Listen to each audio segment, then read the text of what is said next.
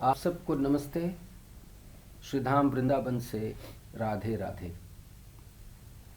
सुअवसर है, दो विद्वज्जन स्टूडियो में पधारे हैं। हमारा सौभाग्य, आप सबका सौभाग्य।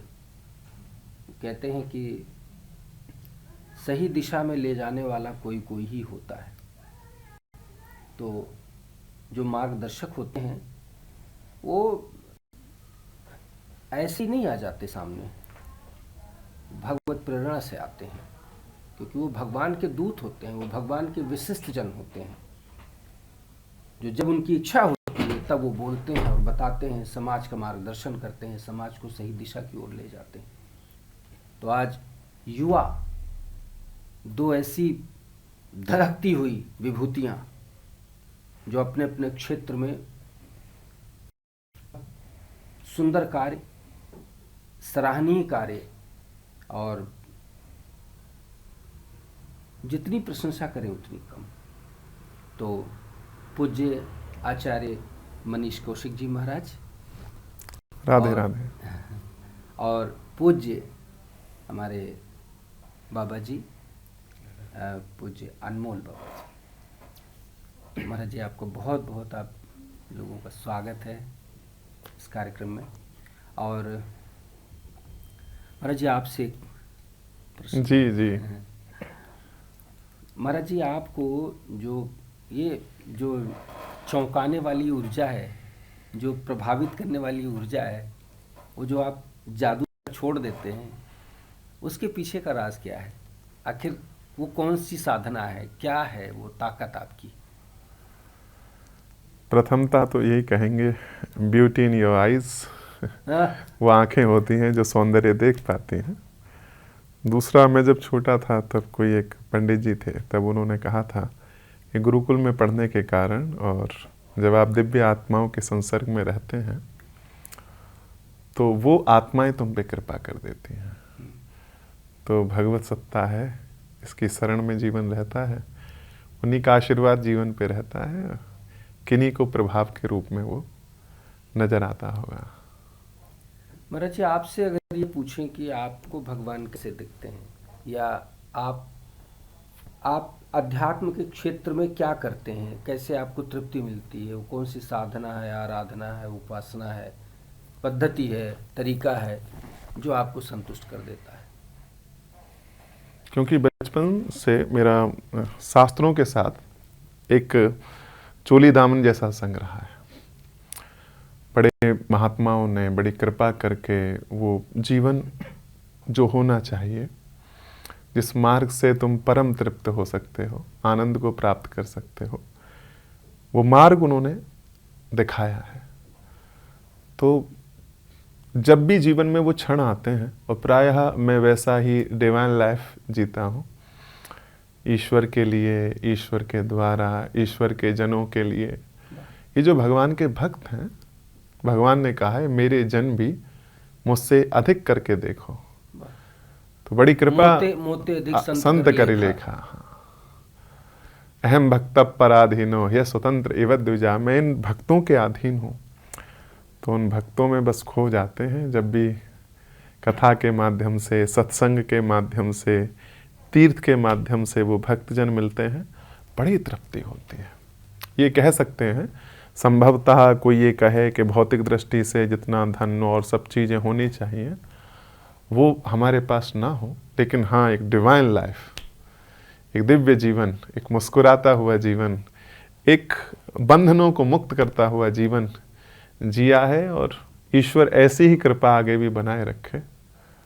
तो उस परमात्मा की अनुभूति इन भक्तों के रूप में, संतों के रूप में, तीर्थों के रूप में कोई भेद अनुभव नहीं होता।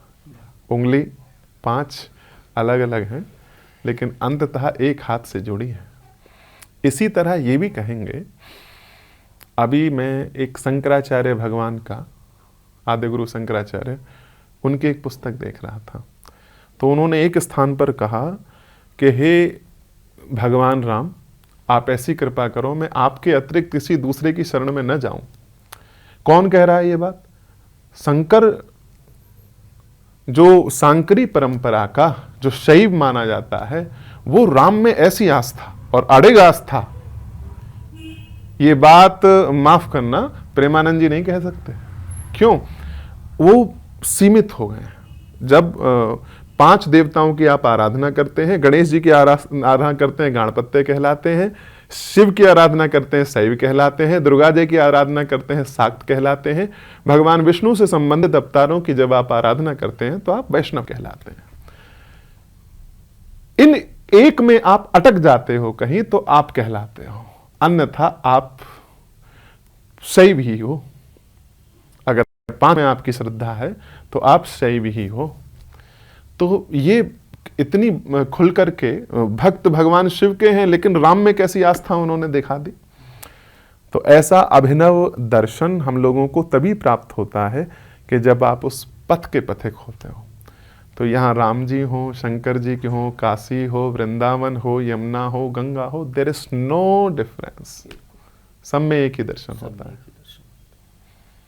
क्या बात है महाराज जी। तो इसमें लोगों के लिए एक मैसेज बड़ा प्यारा सा मुझे समझ आता है। बहुत सारे लोग होते हैं, पता नहीं क्यों चिढ़े चिढ़े से रहते हैं, हमेशा उखड़े उखड़े से रहते हैं, हमेशा वो सीधे मुंह बात ही नहीं करते हैं, हमेशा सिर्फ अपना ही स्वार्थ देखते हैं। उनको दूसरे का रत्ती भर भी नहीं समझ आता। मतलब ये स्थिति है कि अगर वो बाथरूम से बाहर निकलेंगे तो थोड़ा सा नल खुला हुआ ही छोड़ देंगे, जब आप जाओ और बंद करो। वो कई कारण हैं। बहुत सारे ऐसे लोग हैं महाराज जी जो सिर्फ और सिर्फ केवल और केवल अपने लिए जीते हैं। हिंदुइज्म टोटल एनर्जी पर बिलीव करती है, ऊर्जा है। आप देखो कि गाड़ी, हम लोग गाड़ी चलाते हैं तो गाड़ी को भी पूज लेते हैं। और हमारे यहाँ स्वान की पूजा, एक जगह राजस्थान में गए तो वहाँ हजारों टीन रखे हुए हैं तेल के। भैया क्या होगा इनका? बोले महाराज जिस दिन भैरवाष्टमी आती है उस दिन यहाँ हजारों कुत्तों के लिए भोजन होता है। पूरी संसार में कोई ऐसा है? इसके मूल में जाना होगा। हम ऊर्जा पर विश्वास करते हैं। हमारे लिए हर यंत्र में यही, इसमें भी ऊर्जा है, तुम में भी ऊर्जा है, जिस वाहन से जा रहे हैं उसमें भी ऊर्जा है, जिस भोजन को हम कर रहे हैं इसलिए उसको प्रणाम करके करते हैं क्योंकि उसमें भी ऊर्जा है। ये टोटल जीवन एनर्जी के आसपास ही घूमता है। इस बात को हम हिंदुओं ने कहा, और आज की दृष्टि में भी अभी कोई देखे, हम लोगों ने जब ये देखा कि मुसलमान को परेशान कर रहा है तो बांग्लादेश के 2 भाग कर दिए। जाओ तुम स्वतंत्र जीवन जियो, तुम एकांत में अपना जैसा मन चाहे ऐसा जीवन जियो। लेकिन हिंदू को क्या मिला?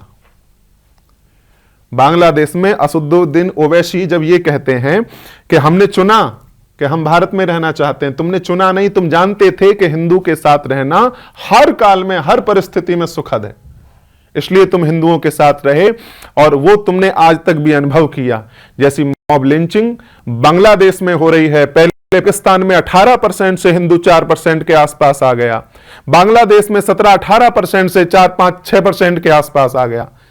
ये कन्वर्जन, ये जो हिंदुओं पर आघात हुआ क्योंकि वो जानते ही नहीं है कि ये एनर्जी क्या है।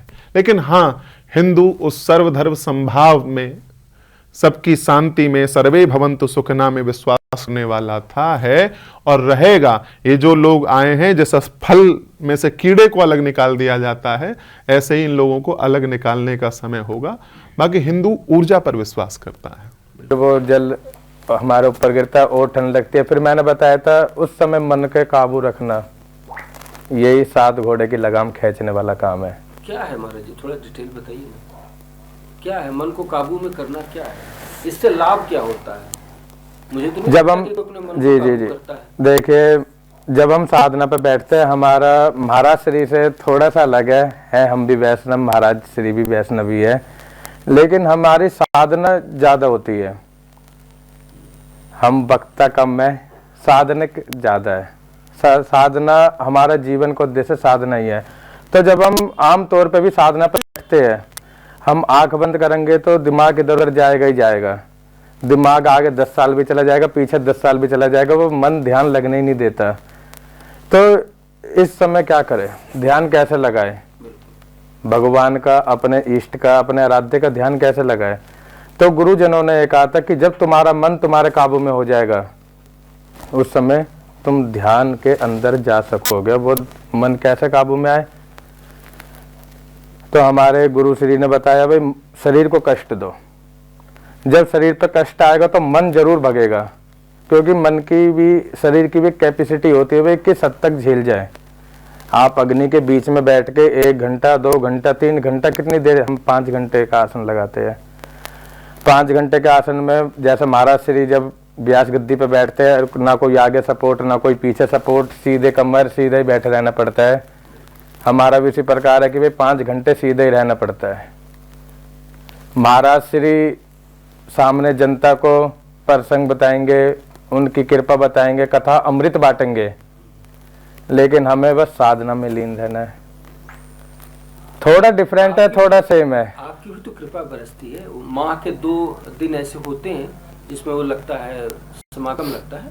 हाँ, जी जी, भक्तों की दोज पे हर महीने दोज आती है। एक पूर्णमासी की दोज, दूज यानी द्वितीय ना, द्वितीय हमारे में दोज कहते हैं। एक पूर्णमासी की दोज और एक मावस की दोज। तो इन दोनों पे बाबा की मेहर, मैंने आपको अभी मेहर के बारे में बताया था, बाबा की ज्योति का छोटा सा अंश जो हमारे शरीर के अंदर आके प्रवाहित हो जाता है। फिर लोग कहते हैं बाबा की मेहर चल गई, और उसमें आपको मैं बताऊं मेहर कभी ऐसी आती भी नहीं है। साजबाज वाले जिन्हें हम अपनी भाषा में मिरासी कहते हैं, आपने कभी देखा होगा जब महाराज जी भी कथा करते हैं तो साजबाज वाले साथ रहते हैं। मैंने कहा ना थोड़ा डिफरेंट थोड़ा सेम, हमारे भी साजबाज वाले रहते लेकिन उन्हें मिरासी कहते हैं।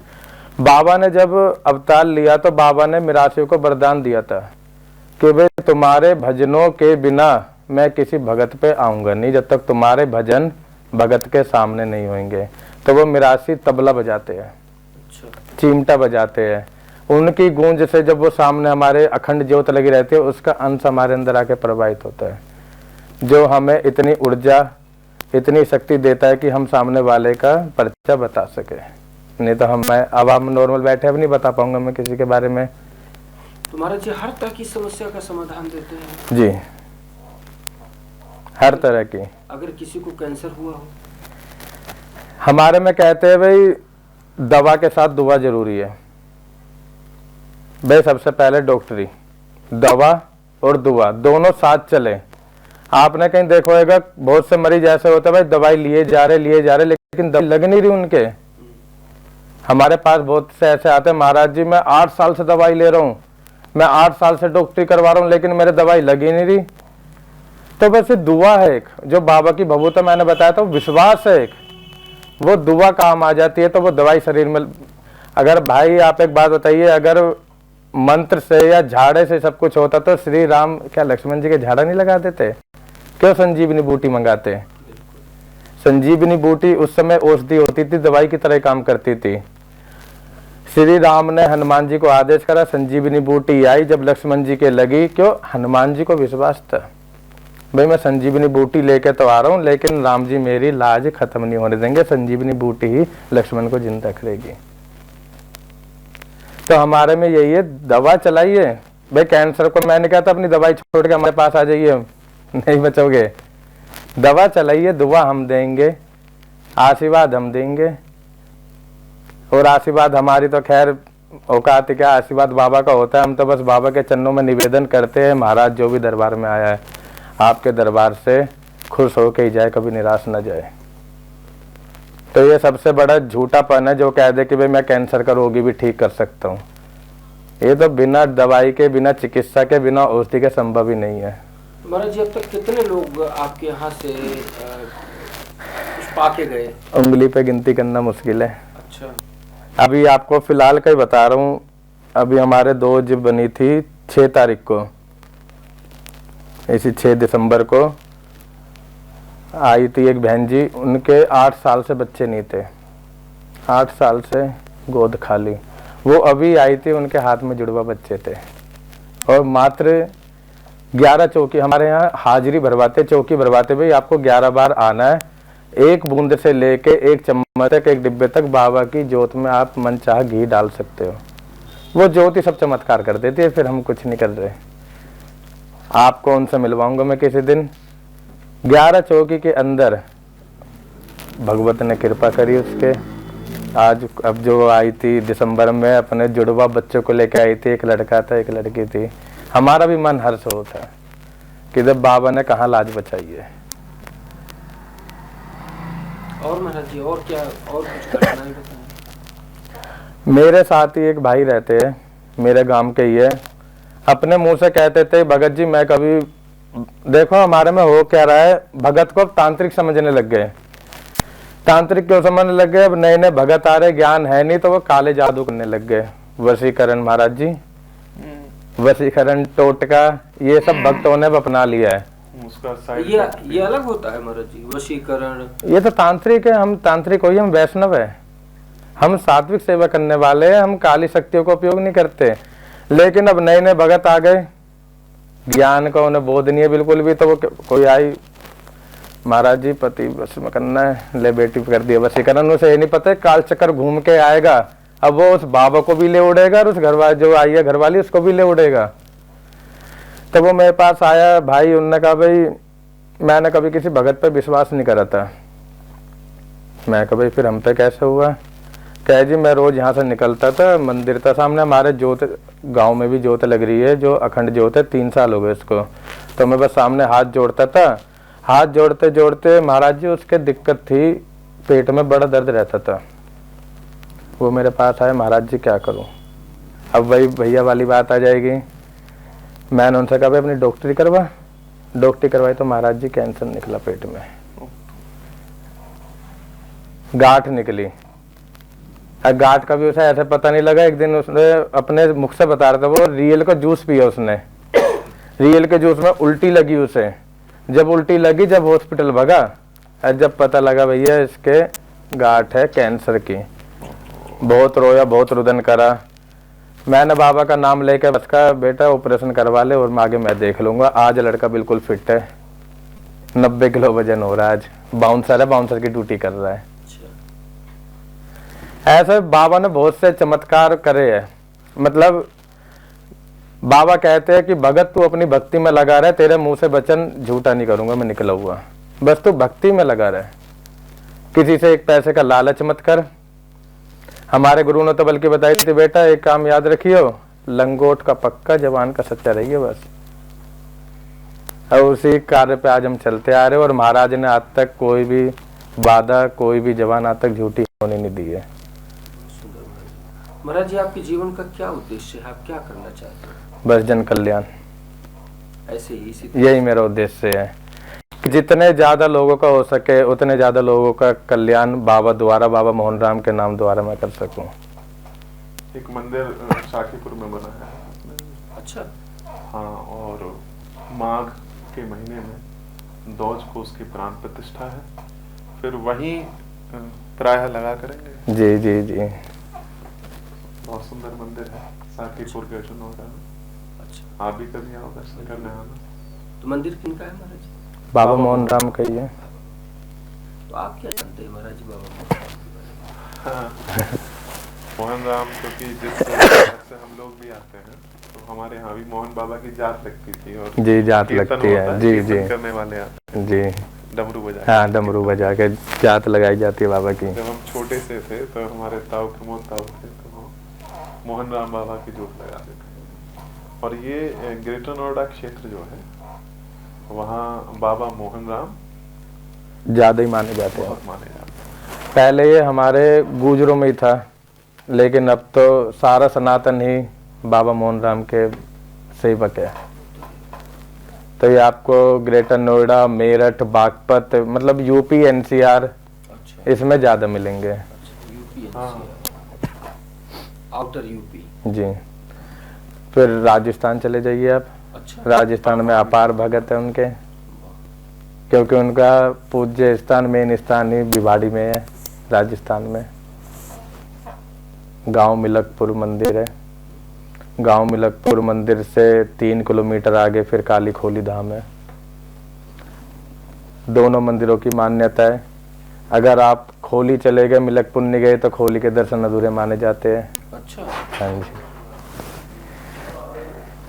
क्योंकि बाबा मोहन राम ने जिनको सबसे पहले दर्शन दिए थे ब्राह्मण जी को, नंदू ब्राह्मण जी ने मिलकपुर में रह के ही सेवा करी थी, वहीं अपना मंदिर बनाया था छोटा सा। वहाँ से प्रतिदिन पैदल खोली जाते थे, फिर खोली से पैदल आके फिर अपनी उसी सेवा में लगते थे। तो जब से ये चलन चल गया भाई मिलकपुर से खोली पैदल जाना पैदल आना, जब तुम्हारे दर्शन पूरे होंगे।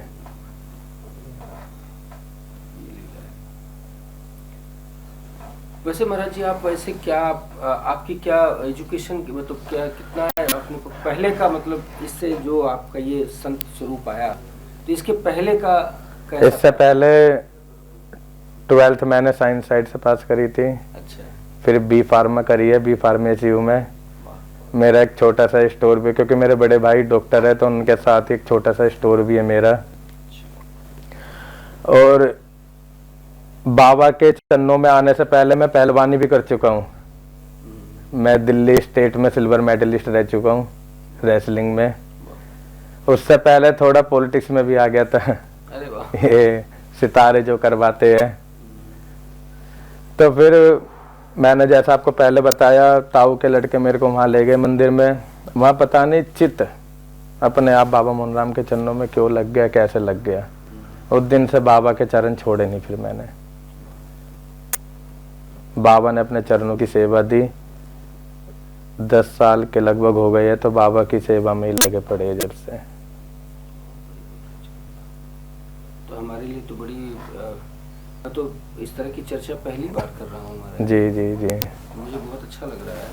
और वाकई अगर भगवान की कृपा से ऐसे देवदूत हैं जिनके आशीर्वाद से लोगों का काम हो जाता है, उनका कल्याण हो जाता है, तो इससे बढ़िया बात और क्या होगी महाराज जी। और आपके यहाँ कोई शुल्क भी नहीं है? नहीं, निःशुल्क है जी, बिल्कुल।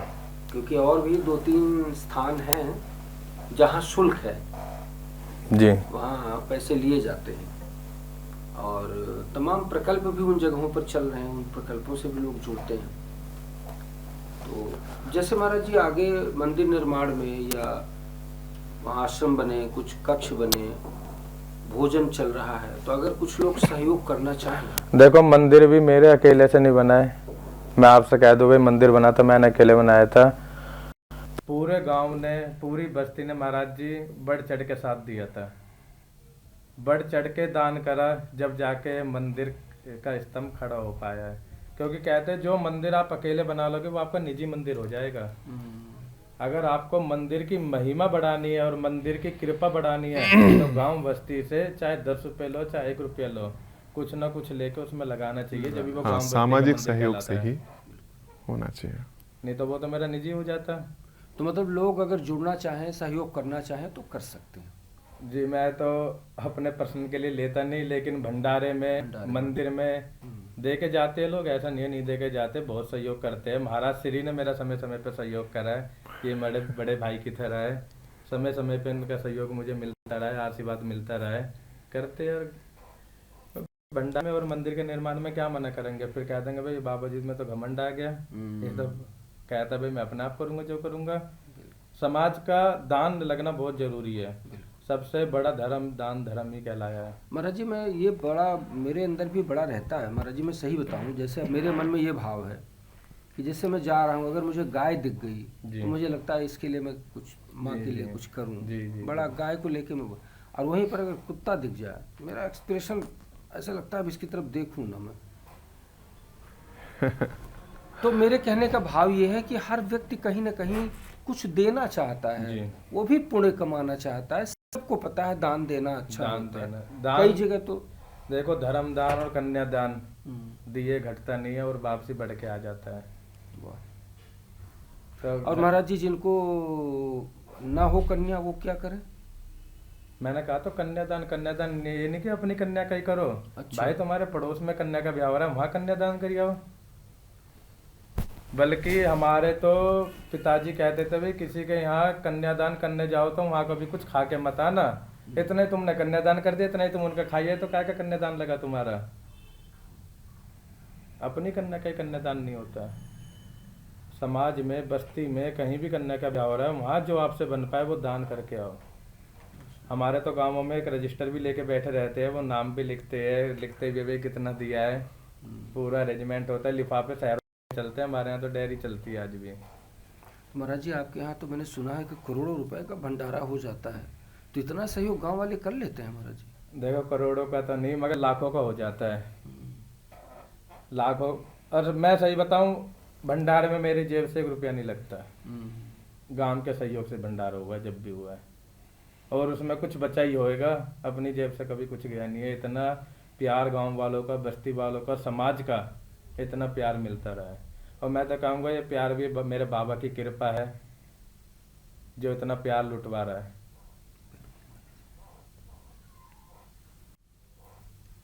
क्या क्या विधाएं हैं महाराज जी, बहुत तरह से हाँ, हम सनातन बहुत बहुत ब्रॉड है, बहुत बहुत बड़ा व्यापक है। है। हाँ, क्या कुछ नहीं है यहाँ पर, जैसा जो पसंद करे उसके हिसाब से उसको चीज मिल जाती है बिल्कुल बिल्कुल। और उसको आगे बढ़ सकता है। अब बाबा मोहन राम भगवान कृष्ण के अंश अवतार, मतलब भगवान आए या भगवान के विशिष्ट जन आए, हमेशा आते रहे, उन्होंने मार्गदर्शन किया कि हम नेक रास्ते पर चलें, हम श्रेष्ठ रास्ते पर चलें, अपने जीवन को माधुरता से भर दें, प्रेम से भर लें, सार्थक कर लें जीवन को, आनंद से, स्फूर्ति से अपने आप को ऊर्जावान बना लें।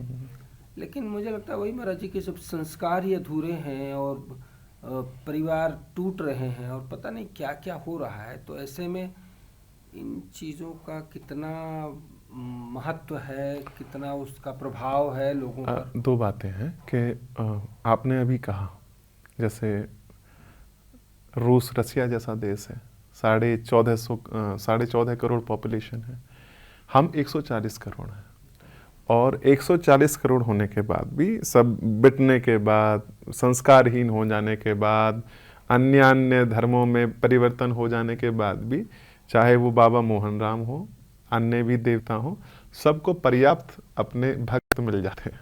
इतने बड़े देश का ये लाभ भी है। लाभ भी है।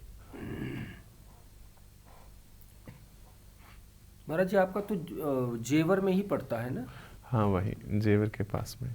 जेवर के पास में जी वो भी पूरा क्षेत्र बहुत हाँ, वो तेजी से डेवलप हो रहा है महाराज जी, जेवर का। हाँ, आर्थिक दृष्टि से और जो भौतिकता है उसकी दृष्टि से संपन्न हो रहा है। लेकिन एक बात जो है कि भौतिक दृष्टि के साथ साथ जो हमारे आध्यात्मिक क्षेत्र हैं, संस्कृति हैं, कल्चर हैं, वो भी साथ साथ पनपने चाहिए। अब जैसे क्या होता है कि मैं कहीं देख रहा हूँ कोई बांसुरी वाला बजाता हुआ, जैसे आपने कहा, या किसी डांसर को डांस करते हुए, किसी गिटार वाले को बजाते हुए, तो मेरा मन रहता है कि मैं वहाँ कुछ ना कुछ, मतलब देते तो छोड़ो, उसे मोटिवेट करने जैसा हो जाता है। क्यों, यही तो अच्छा लगेगा। अब मान लीजिए वृंदावन के आप किसी गली से जा रहे हैं, बंसी की ध्वनि आपको कृष्ण की याद दिलाती है।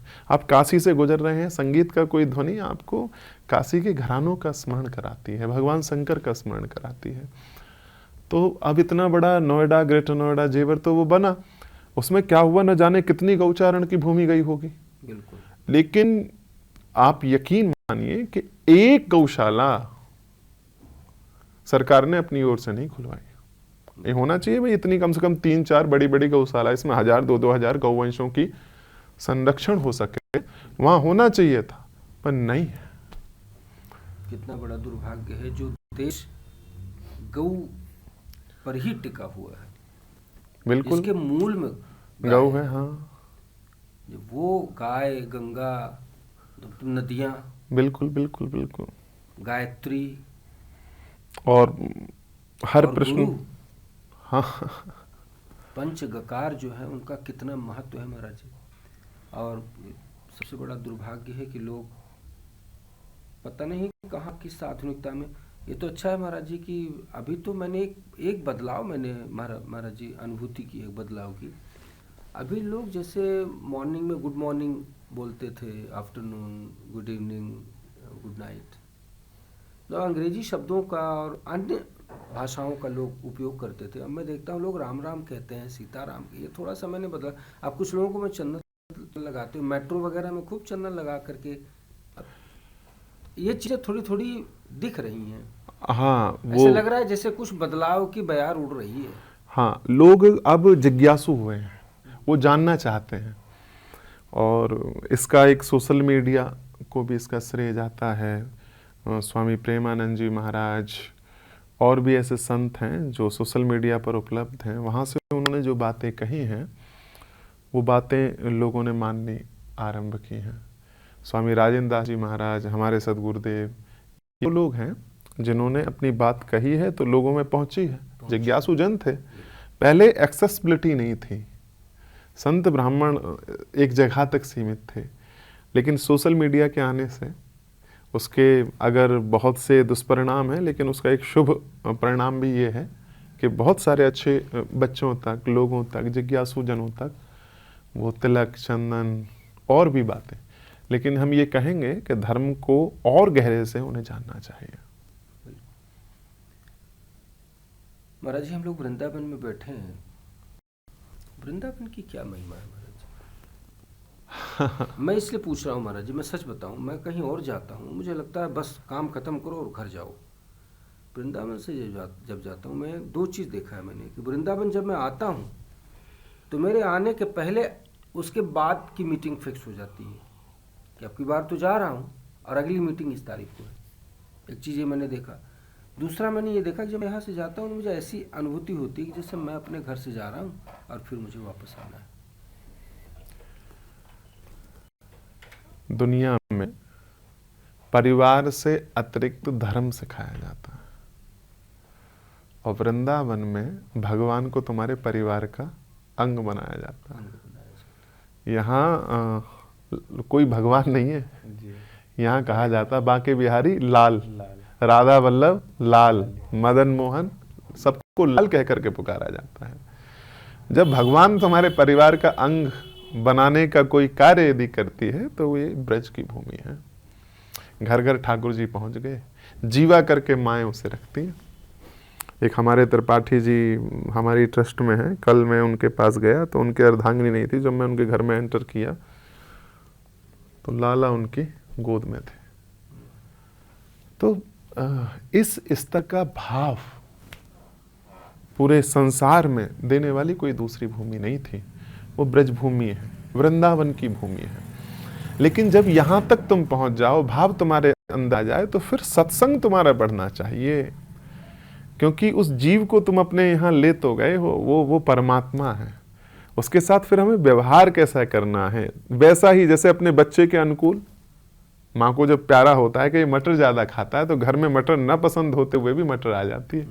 इसी प्रकार प्याज, लहसुन या अन्य वर्ज्य जो वस्तुएं हैं वो लाला के आने पर दूर जानी चाहिए। महाराज जी, बड़ा मुश्किल है प्याज और लहसुन से दूर हो। तो मुझे लगता है कि सबसे ज़्यादा खाद्य पदार्थ यही हैं दो, लहसुन और प्याज। अब जो अभी बाबा बात कर रहे थे, वैष्णव कितने हैं ये बात देखनी होगी, है? आप बिल्कुल, आपका मन है कि हम लहसुन प्याज खाना चाहते हैं, आप खा लो, लेकिन भगवान को साथ नहीं रख सकते फिर,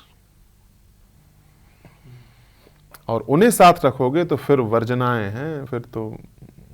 इसीलिए ये कोई, हमें ये समझ लेना चाहिए कि ये कोई फैशन नहीं है। ये नहीं है कि आपने जो हुडी पहनी है मैं भी ऐसी कैप वाली पहनूंगा। ये नमक स्वाद अनुसार, अगर आप उन नियमों को फॉलो कर सकते हैं तो आप करो, नहीं कर सकते हैं तो कोई बात नहीं, आप जैसे रह रहे हो रहो। तुलसी कंठी माला ये मत कहो, राम नाम जो है वो जपते रहो जब तक तुम्हारा मन है। लेकिन व्हेन यू विल एंटर, अगर आपने इस मार्ग में प्रवेश किया तो फिर नियम तो फॉलो करने पड़ेंगे। आप ये चाहें कि यज्ञोपवीत पहन करके जब वो ब्रह्मचारी और सायंकाल में अभी मान लो घर जा करके हम स्नान करें और बैठ जाएं, विश्वास मानिए कि हमें किसी दूसरे परमात्मा की आवश्यकता नहीं। बस उस मोमेंट में till the last breath of the life मर भी जाएं तो ये लगेगा यही जीव, उसके आगे पीछे कुछ है ही नहीं। इतना आनंद आता है। अब एक और तो हम आनंद लें, दूसरी ओर हम जो पराठे में पड़ा हुआ प्याज का पराठा है उसका भी आनंद लेना पाए, तो दोनों काम नहीं हो सकते। You will have to choose. दोनों हाथ तो लड्डू नहीं हो सकते। गाल भी फुला लें और हंस भी लें, ये नहीं होगा। महाराज जी, आपने कहा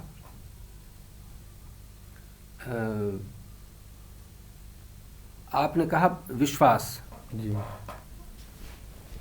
महाराज जी ने विश्वास कहा और आपने उसको आभास में तब्दील कर दिया। आपने उसको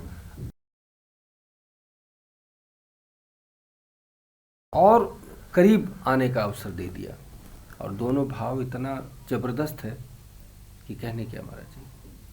तो आज की कड़ी में तो बहुत सारी बातें हो गई। महाराज को के साथ जुड़े रहें, मन के भाव रखते रहें, यही प्रार्थना है। जी, बहुत बहुत शुभकामनाएं आपको भी। ऐसे ही बहुत से संतों की वाणी आप लोगों तक पहुंचाते रहें।